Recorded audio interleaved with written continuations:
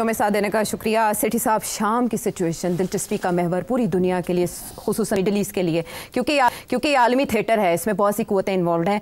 मुझे आपसे ये जानना है कि यकदम कैसे वहाँ सिचुएशन चेंज हुई, इन शॉर्ट में पूछूं, और आगे क्या होगा, इसका अगला टारगेट क्या है? जी हाँ, मैंने इसको बड़े गौर से स्टडी किया है और मैं कन्विंस्ड हूँ, यकीन है मुझे कि ये यकदम नहीं हुई। लगता ऐसे है कि यकदम हुई है, मगर एक्चुअली इसकी प्लानिंग काफ़ी अरसे से हो रही थी। अच्छा। अब अगर मैंने कोई हवाला देना है तो मैं हवाला वही देता हूँ कि जो हमास और हिजबुल्लाह की अटैक हुई थी और जो सारी दुनिया कह रही थी इसराइली इंटेलिजेंस को पता ही नहीं चला जी। तो ये हो कैसे सकता है। तो मैंने आपसे ये जिक्र किया था, मैंने कहा था नहीं, उनको सब पता था, उन्होंने शायद इसको इनकरेज किया है ताकि वो जो उनका लॉन्ग टर्म प्लान था उसको इम्प्लीमेंट कर सके।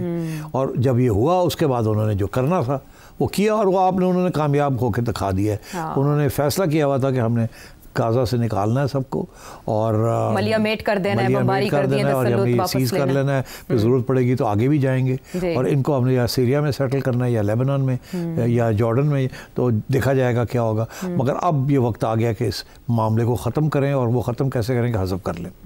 तो ये इसलिए उनसे कहा गया कि करो, क्यों ताकि उनको मौका मिलेगा फिर टू हिट बैक।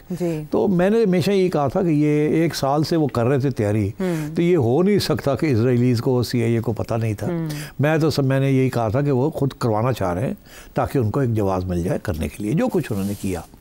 तो वो उसमें कामयाब हो गए। अब क्या सिचुएशन हुई है, उन्होंने ईरान को न्यूट्रलाइज कर दिया, उन्होंने हिजबुल्लाह को उड़ा के रख दिया, उन्होंने हमास को उड़ा के रख दिया। ऐसे किया ना? उनको तो मेरा ख्याल है काफ़ी सालों के पीछे धकेल दिया और अब उन्होंने फॉलो अप करते करते उन्होंने लेबनान के अंदर भी जगह ले ली, टेरिटरी खींच ली, वहाँ भी पहुँच गए हैं और ईरान के ऊपर भी हमला कर दिया और ईरान ने कोई जवाब दे नहीं सकता। उनको पता है कि थोड़ा और किया तो वो और भी कर देंगे, क्योंकि अमेरिका उनके साथ है और कुछ मिडिल ईस्ट के ममालिक हैं वो भी उनके साथ है। तो इसलिए so this whole thing has backfired on the axis of resistance जिसे कहते हैं। वो ईरान ने एक एक्सिस ऑफ रेजिस्टेंस बनाई हुई है। वो एक्सिस ये है कि Yemen, Syria, Iran and Hezbollah and Hamas, Palestine, ये एक्सिस ऑफ रेजिस्टेंस थी। और सारा जो असिस्टेंस आती थी वो used to come by Syria. Syria was the gateway to the. तो उन्होंने पहले क्या किया कि पहले तो ईरान को ठाप लगाई है, उसके बाद उन्होंने हिजबुल्लाह और उनको फारग किया, हमास को किया, और अगला स्टेप यही था कि वो अब सीरिया को फारग करेंगे। तो अब अगला स्टेप, तो अब ये है कि ये जो सब कुछ हुआ है, ये हुआ कब? मैं इसलिए कह रहा हूँ कि ये प्लानिंग हुई है सारी। वो हुआ इस तरीके से कि पहले तो सीज़ फायर अनाउंस करवाई इसराइल ने और हिजबुल्लाह ने। सीज़ फायर 12 तारीख को गलबन लगभग उन्होंने सीज़ फायर कराई। सीज़ फायर जैसे ही कराई तो ये जो ग्रुप है HTS, इसको इमदाद मिल रही थी from Ukraine, from CIA, from NATO and from Turkey. ये इसको सपोर्ट कर रहे थे, मगर बड़े डिस्क्रीटली कर रहे थे। रशिया और ईरान को पता था कि ये हो रहा है। अच्छा। और इन्होंने दोहा के अंदर एक डायलॉग भी शुरू किया टू फाइंड कि किस तरीके से असद को बचाया जाए। मगर वहाँ उस डायलॉग के अंदर दोहा में ये भी पता चला कि कतर भी सपोर्ट कर रहा है इस ग्रुप को, क्योंकि वो अमेरिकन एलाइज है।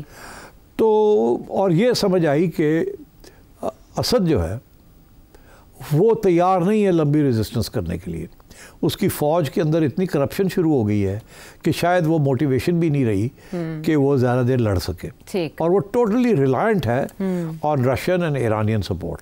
अच्छा, और अगर रशियन ईरानियन सपोर्ट नहीं मिली उसे तो वो बिल्कुल खड़ा नहीं हो सकेगा। तो ये सबको पता था कि ये बात आने वाली है। ये जो दोहा के अंदर डायलॉग जो हो रहा था उसमें उन्होंने कोशिश की असद को समझाने की। अच्छा।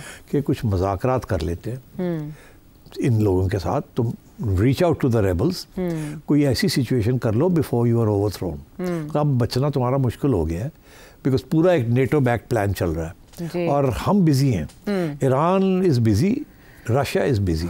रशिया यूक्रेन में फंसा हुआ है, ईरान जो है वैसे ही फंसा हुआ है। तो अब हम उस तरीके से तुम्हारी हेल्प नहीं कर सकेंगे अगर ये लोग आ गए तो। तुम्हारे और वो आ रहे हैं, वो तैयारी में है और सबको पता था कि ये तैयारी हो रही है। और जैसी सीज फायर हुई इजराइल ने अटेंशन इधर डाइवर्ट कर लिया और नेतन्याहू ने कहा था कि इसके बाद हम सीरिया के ऊपर जाएंगे क्योंकि सारी जो है ना सप्लाई लाइन सीरिया से आती है, तो पहले हम इन चीज़ों को ख़त्म करेंगे फिर सीरिया में आएंगे। ये उसके बयान है उसका। अब ये सब असद सब चुप करके बैठे हुए थे, इनका ख्याल था कि इनकी फौज वो लड़ लेगी। एक्चुअली उनको पता होना चाहिए था कि फ़ौज लड़ने के मूड में नहीं थी, डिजर्शंस हो रही थी और ज़्यादातर इस फौज के अंदर कॉन्स्क्रिप्ट्स हैं। कॉन्स्क्रिप्ट ज़बरदस्ती लोगों को फौज में पकड़ के ले गए। वो पुराने ज़माने में नहीं होता था कि जिसको कैप्चर किया उसको पकड़ के ले गए, उसको कहा अब तुम you will be part of our army. तो ये वो सिस्टम चल रहा है और ब्राइब भी किया गया शामिल और वो खैर आई मीन वो तो करप्शन तो शुरू हो जाती है ना। तो वो तो शुरू हो चुकी थी, बहुत करप्शन थी फौज के अंदर। अच्छा। तो फौज कमज़ोर हो चुकी थी, वो लड़ने के काबिल नहीं थी अब। अगर और जैसे ही उनको ये शक पड़ा कि शायद ईरान और सोवियत और रशिया जो है वो उनको वो उस लेवल पे मदद नहीं कर सकता या उनके पास इस वक्त टाइम नहीं है या रिसोर्सेज नहीं है, तो वहाँ और भी डिमोरलाइजेशन हो गई। तो ये कतर के अंदर जो डायलॉग था इसके अंदर असद ने उनकी बात नहीं मानी, रशिया की और ईरान की और टर्की की बात नहीं मानी। अच्छा। तो फिर मेरा ख्याल है इन्होंने यही फैसला किया कि फिर अब वक्त आ गया कि हम तो ज़्यादा इसकी हेल्प नहीं कर सकते। तो फिर उधर से गो अहेड मिल गई उनको, क्योंकि वो जो है वो बैक्ड है by Turkey, Qatar, NATO, CIA and Israel. अच्छा, और किया जैसे ही उन्होंने अपनी अटैक शुरू की तो इजराइलीज़ ने दो चीज़ें की फ़ौरन, जैसे कि तैयारी थी पूरी। एक तो उन्होंने गोलान हाइट्स जहाँ वो पहले उन्होंने वो हाइट्स सीज कर ली, वो जो उनके जो पिकेट्स थी वो फौज वहाँ से मेल्ट कर गई, उन्होंने जाके वो ले लिया ताकि अब now they with in striking distance of Damascus. उसके 21 किलोमीटर के फासले पर है। ठीक है, वहाँ से लॉन्ग रेंज भी कर सकते हैं, जब भी चाहे दे कैन अटैक दमास्कस। और वो असद बैठा हुआ था दमास्कस में, ही वाज नाउ वल्नरेबल। दूसरी चीज़ उन्होंने की कि इजराइल उस दिन से आज तक इजराइल अटैक कर रहा है सीरियन आर्मी पोजीशंस। 430 के करीब इंस्टॉलेशंस के ऊपर उन्होंने पिछले 4-7-8 दिन के अंदर अटैक्स किए हैं। 8 दिसंबर के और वो कह रहे हैं कि 80% सीरियन आर्मी एयरफोर्स जो है उसको डिस्ट्रॉय कर दिया। क्यों? ताकि फिर कभी खड़े ना हो सकें। ये प्लान है कि सीरिया को अब डिवाइड करना है, सीरिया को वही हशर करना है जो इराक का किया था, वही हशर करना है जो लीबिया का किया था। वो ये है कि इसको एज अ नेशन स्टेट अब नहीं रहने देना, ताकि ये कभी फ़लस्तीन के लिए कोई बेस एरिया फिर ना बन जाए, फिर ना रेजिस्टेंस हो जाए। इसीलिए उन्होंने फिर पिक एंड चूज़ किया। एक तरफ आर्मी को ख़त्म कर दिया, ताकि वो एक यूनिफाइंग फोर्स होती है ना, लड़ती है जो, उसको तो ख़त्म कर दिया, कुछ भाग गए हैं, बाकी को डिस्ट्रॉय कर दिया। और दूसरा ये कि काउंटर आर्मी जो है वो जो पहले जो टेररिस्ट जिसको कहते थे, जिसके ऊपर $10 मिलियन की हेड मनी CIA ने लगाई हुई थी, उनको अब रेबल कह रहे हैं, बागी कह रहे हैं, और उनके साथ बड़ी गपशप शुरू हो गई है। CNN के ऊपर इंटरव्यूज होने शुरू हो गए हैं और हीरो बनाया जा रहा है, उनको हीरो बनाया जा रहा है। तो अब ये है कि this is all aimed as part of the greater Israel plan. उन्होंने लेबनान में भी जगह ले ली है, उन्होंने सीरिया में भी जगह ले ली है, उन्होंने सीरिया के सारी फौज को ख़त्म कर दिया। और ये जो वहाँ 38 ग्रुप्स हैं जो कि मुख्तलिफ जगह में लड़ाई झगड़े हो रहे हैं, और मगर उन्होंने 2-3 ग्रुप्स को अपने साथ ले लिया है, उनको दमास्कस में बैठा दिया है। अच्छा। और अब उनको सपोर्ट मिलेगी फ्रॉम द वेस्ट। अच्छा। मगर इसमें जो सबसे ज़्यादा जिसको फ़ायदा होगा वो apart from NATO and West and Israel, वो टर्की का भी बहुत बड़ा स्टेक है। तो टर्की ने भी इन लोगों को काफ़ी सपोर्ट किया है। वो इसलिए किया है क्योंकि टर्की इनको कहता है कि वो जो टर्की के ख़िलाफ़ एक अपनी कुर्दिस्तान बनाना चाह रहे हैं, उनको ये लोग कचल करें। अच्छा। तो टर्की के भी स्टेक्स हैं यहाँ, मगर अब ये सब जो है देर ऑल आउट। जो सीरिया के साथ वही होने जा रहा है कि जो कि उन्होंने पहले इराक में किया और लिबिया में किया, they want to destroy it as a nation state. तो that is the aim of this. फिर वो एक केओस, अनार्की, आपस में लड़ाई झगड़े, जिसके अंदर अमेरिकन जो हैं वो ऑयल वेल्स को पकड़ लेंगे, इजराइल ये कर लेगा वो। इराक जैसा अंजाम आप देख रहे हैं। शुरू में जो इराक के साथ हुआ था, अभी भी Iraq is a non functional state. हाँ, तो वही करने जा रहे हैं सीरिया के साथ। और ईरान को सबसे बड़ा धचका लगा बिकॉज ये ईरान की एक्सेस जो थी उसके अंदर 3 पार्ट्स खत्म हो चुके हैं। एक जो रशिया विड्रॉ कर गया, दूसरा ये कि सीरिया उड़ गया, तीसरा ये कि हमास और हिजबुल्लाह जो है वो फारग हो गए या कमज़ोर हो गए। अब एक वो रह गए यमन वाले, तो उनके ऊपर भी अब अटैक और भी ज़्यादा आएगी ताकि उनको भी न्यूट्रलाइज कर दिया जाए। सब फिर दुनिया इसको किस पर्सपेक्टिव से देख रही है? अब रशिया की स्ट्रेटजी क्या होगी? रशिया ने क्या लेसन्स लर्न किया? क्या अरब ममालिक इसको ग्रेटर इसराइल के प्लान को इसी तरह इम्प्लीमेंट होने देंगे, आगे जाने देंगे? नहीं, ग्रेटर इसराइल को रोक नहीं सकते। अब देखिए ना, 3-4 तो मुल्क हैं, बाकी सारे तो पहले ही मतलब कमज़ोर हैं। एक सऊदी अरेबिया है, कतर है, UAE है, और कौन है? कोई भी नहीं है। इजिप्ट तो फिर ऑलरेडी उनका हम बहुत दूर हैं, हमारा वैसे भी कोई अहमियत नहीं है। तो सऊदी अरेबिया तो already doesn't want to be part of. तो मेरा ख्याल है कि सीरिया के बाद जब सीरिया को वो बिल्कुल नॉकआउट हो गया ना, कुछ अरसा लगेगा, कुछ 6 महीने साल, इससे तवज्जो हटेगी, फिर ये ईरान के पास जाएंगे, छोड़ेंगे नहीं ईरान को। तो ईरान के और ईरान के अंदर जो सिचुएशन है वहाँ अब खमेनी साहब जो है वो अब सक्सेशन की बैटल शुरू हो रही है। वो चाहते हैं उनका बेटा जो है वो बने, अयतुल्लाह बने, और वहाँ भी काफ़ी मसले हैं। अच्छा, तो वहाँ भी ये अब कोशिश करेंगे रेजीम चेंज की। ओके, इन्होंने शुरू में ज़माने में की थी कोशिश रेजीम चेंज। अच्छा, शुरू में जब ईरानियन रेवोल्यूशन हुई थी, तो जिमी कार्टर वाज प्रेसिडेंट, तो उस वक्त भी इन्होंने कोशिश की थी कोई अपराइजिंग करने की, मगर वो कामयाब नहीं रही। फिर इसके बाद भी इन्होंने बड़ी कोशिश की कि किसी तरीके के साथ इस्लामिक रेजीम के ख़िलाफ़ बहास बनाए जाएँ। ये सारा डेमोक्रेसी मूवमेंट ये वगैरह, all sort of quite a lot of it was supported and funded by the United states. अब इन्होंने मैं समझता हूँ अब रेजीम चेंज ईरान की बारी आ गई है। They will go for an attempt to dethrone the अयतुल्लाहs।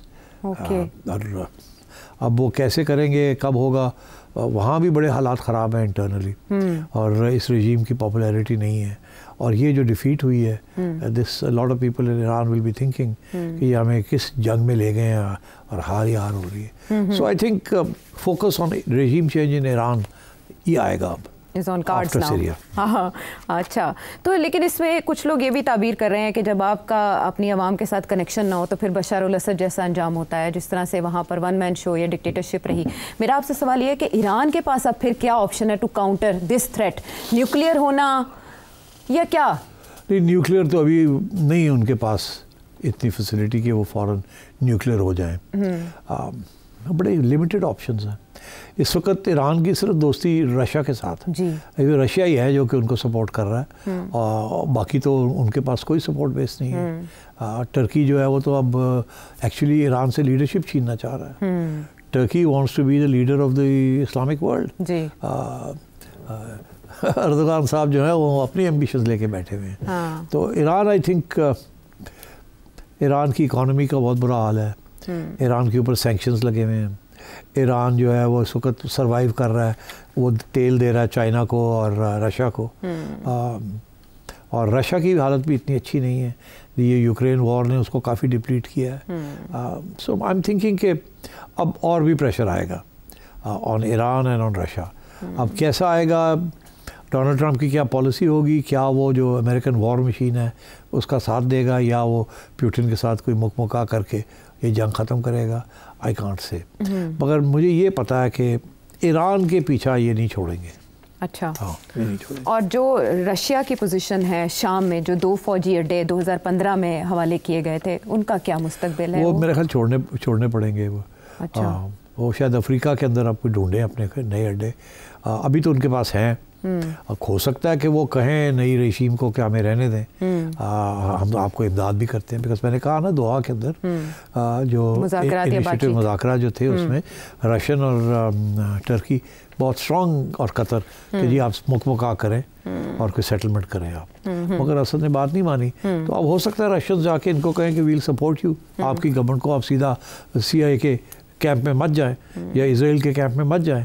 तो हो सकता है कि ये जो आए हैं लोग, होता ये है कि आप किसी ग्रुप को सपोर्ट करते हैं, जब वो पावर में आ जाता है ना तो फिर वो सारी बातें आपकी नहीं सुनता। वो फिर सोचता है यार मैं इधर भी कर लूँ, इधर भी कर लूँ, मैं एक के ऊपर क्यों डिपेंडेंट हूँ। तो ये जुलानी साहब जो हैं ये अब बनाएंगे, एक गवर्नमेंट बनाएंगे वहाँ। वो जो बाकी छोटे छोटे ग्रुप्स हैं उनके साथ मुज़ाकरात शुरू करेंगे, कुछ मान जाएंगे, कुछ नहीं मानेंगे, कुछ ठुस लगी रहेगी। और ये जो हैं ये अब कोशिश करेंगे कि रशिया के साथ, चाइना के साथ और बाकी भी ममालिक के साथ कोई नॉर्मल रिलेशन करें ताकि इनकी हुकूमत स्ट्रॉन्ग हो जाए। अगर ये इन्होंने डिपेंड किया ना सिर्फ नेटो के ऊपर या किसी एक पावर के ऊपर, तो ये it will not be a good strategy. तो यही होगा कि ये अब कोशिश करेंगे सबके साथ मिल के और सर्वाइव करें। तो उसमें हो सकता है कि टर्की को रोल मिलेगा तो शायद रशिया को भी रोल मिल जाए, मगर वो जो रोल था ना पुराने वाला कि it was part of the axis, वो अब रोल नहीं मिलेगा। मशरक़ वस्ता मुकम्मल तौर पर ट्रांसफॉर्म होता देख रहे हैं आप। वो हो गया अब डिलिबरेट डिज़ाइन। एब्सोल्युटली, ये पहले दिन से ये डिलिबरेट डिज़ाइन था और वो डिज़ाइन पूरा हो रहा है अब। और ये जो सारी अटैक थी, this was part of the process कि ये पैलेस्टाइन का मसला जो है जेनोसाइड के साथ ख़त्म करना पड़ेगा, टेरिटरी सीज करनी पड़ेगी। देखिए उन्होंने जब इजिप्ट की टेरिटरी सीज की थी after the Egyptian Israeli war 1973 में गालबन हुआ, तो उसके बाद उन्होंने टेरिटरी तो कभी वापस नहीं की, उसको न्यूट्रलाइज कर दिया, एक किस्म का न्यूट्रल जोन बना दिया, but they never return the territory to Egypt in a real sense. ना ही वो गोलान हाइट्स पे जब के बैठे हुए हैं, they have not returned it to Syria, और अब वो और आगे चले गए। नाउ दे विदिन, अब मैं आपको एक बात बता दूं, अभी इजराइल के अंदर वो जो राइट विंग ग्रुप्स हैं जी, वो कह रहे हैं कि दमास्कस जो है वो अब इजराइल का हिस्सा है। हाँ। ये उन्होंने कहना शुरू कर दिया, it's part of the state. तो उन्होंने तो कॉन्क्वेस्ट, तो और अब वो उनकी ये कोशिश होगी कि ये जो इजरायली, ये जो पैलेस्टीनियंस को निकाला है वेस्ट बैंक से या गाजा से, इनको अब सेटल किया जाए सीरिया के अंदर, इनको सीरिया भेजा जाए। इसीलिए सीरिया को उन्होंने तोड़ के अब अलग कर लिया, यहाँ वो जगह बनाना चाहते हैं ताकि यहाँ आ जाए वो सबको यहाँ, क्योंकि जॉर्डन ने इनकार कर दिया था लेने से। लेबनान जो है वहाँ तो वैसे ही लड़ाई झगड़े बहुत चल रहे हैं, वैसे भी बड़े पैलेस्टीनियंस वहाँ हैं, तो वो सेफ भी जगह नहीं है। जगह तो टेरिटरी तो सीरिया में है, तो अब सीरिया के अंदर अगर कोई आप एक जगह काट लेते हैं और वहाँ आप सारे रेफ्यूजीज़ को वहाँ भेज देते हैं, तो you cleaned out Gaza and West Bank. ठीक है, हाँ, डिफरेंट प्रॉक्सीज का ये जो बैटल फील्ड शाम बना हुआ था, ये आइंदा भी आप यही समझ रहे हैं कि मुख्तलिफ अंदाज में यहाँ जंग जारी रहेगी? नहीं, कुछ लोगों का कहना है कि वो जो छोटे छोटे ग्रुप्स हैं ना, हाँ, वो फिर भी लड़ते रहेंगे किसी न किसी अभी भी। हाँ, इतलात ऐसी हैं कि मगर मेरा ख्याल है कि वो ज़्यादा देर वो लड़ेंगे, मगर उनको भी बाय ऑफ कर लिया जाएगा, और सिर्फ वही रह जाएंगे जिनका ताल्लुक ग्रेट पावर्स के साथ है, और वो सिर्फ इस जो नई हुकूमत बनेगी उसको टाइट करने के लिए, कंट्रोल रखने के लिए। बट अदरवाइज आई थिंक जैसे इराक में उन्होंने फाइनली स्टेबलाइज कर लिया ना, वहाँ एक आपने इलेक्शन करा करू के अपना ड्रामे करके उन्हें अपनी हुकूमत वहाँ बना ली, तो यहाँ भी कर लेंगे। और अभी आपने देखा जो अमेरिकन ने जो यहाँ जो ऑयल फील्ड्स थी सीरिया के अंदर, जो कि अमेरिकन सपोर्टेड फोर्सेस ने सीसी बहाल रहे, अमेरिका तो तेल निकालता जाएगा वहाँ से। ठीक है।